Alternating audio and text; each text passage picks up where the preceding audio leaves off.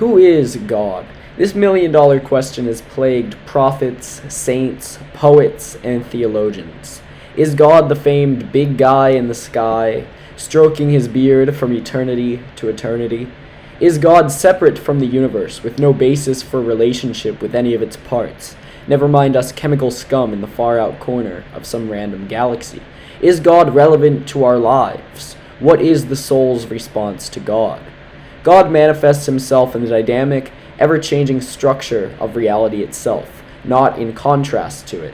The CTMU is very much in the tradition of the perennialists, who believe that common metaphysic underlies the Western religious and spiritual traditions and that of classical philosophy. As Keith Wood explains, God emanates all of creation, is therefore both the source and the ultimate end of being and the world. Creation actually participates in the divine. It's actually a mode of existence of the supreme reality of the divine. So nature isn't in its own realm separate from God, but is in fact the overflowing of that ultimate reality.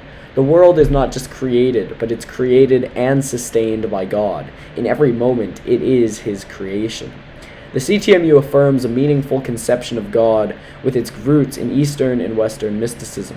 God is the ground and source of existence. He is an indivisible plenum so rich that all of existence derives from his very essence. There is no stark dualism between the Creator, changeless and entirely separate from the universe, and his creation.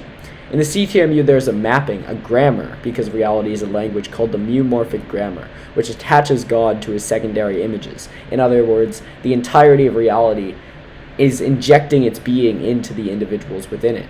So at the one end of the mapping, you have a God with no plurality or change. Still, on the other, God can participate in the life, the consciousness, and the personality of his universe and build an identity. That is the purpose of the universe in the CTMU, the self-identification of God. Friedrich Nietzsche, one of the most famed social critics, argued that God is us projecting our ego onto the cosmos. Though this may be true psychologically, this tendency is correct and reasonable. Reality has an identity, with life, consciousness, personality, power, wisdom, and will, self-dual to its intention, its essence as pure being. God is the infinite source of everything. Orthodox Christian thinker Jonathan Pageau points out, I can describe all the elements of an apple, but no matter how many elements I describe, at some point I just have to say apple. I have to emerge out of this quantity, out of this multiplicity, and jump up into a single identity. Remember Plato's theories of forms. Remember, more real than the instantiations of a thing is its identity, the metaphysical essence. And so it's like that. Every being has that reality. Every being has its identity, which is higher than its diversity. God is that for the universe. Chris Langan says God is the principle of consistency which binds the universe together. God is the identity, the infinite self of reality. And this definition of God as the ultimate reality, the supreme, final, and fundamental power in all of existence, by its structure can then acquire the properties realized in his creation through his relationship with the universe as a whole. So God is powerful and knowledgeable concerning that over which he has power and knowledge, that which exists through him. Pageau says, we don't know of any other world besides the one that we can encounter and view through this human consciousness. Then the highest thing we encounter is always other people. So it's strange to think that the highest ontological aspect or the image of the infinite would be abstract. Like, no.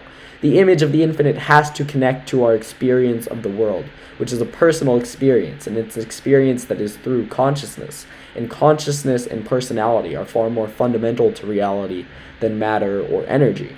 Chris Langan says that God is personal because he's projecting himself into each person. One can say God is the ocean and we are the waves. In the CTMU, all of reality consists of one indivisible substance, telesis, this divine will from the Greek telos, which means meaning or purpose, whose extension combines information and cognition into the self-dual quanta of infocognition of which the universe consists. Telesis is a combination of will, teleology, energy, and information, meaning it informs itself on how to arrange and derive utility from itself by creating an intrinsic end and purpose in its own self-identification. Langan explains that the universe is made out of telesis. Telesis is something that can be factored into reality. So the universe is constantly creating. It's in the process of creation. Telos is constantly looking for opportunities to nucleate itself. It's a potential. It wants to self-actualize. So it's constantly looking for things around which it can self-actualize. And it consists of possible realities, possible futures. There's a possible future that wants to nucleate the present right now so that it can actualize itself over time.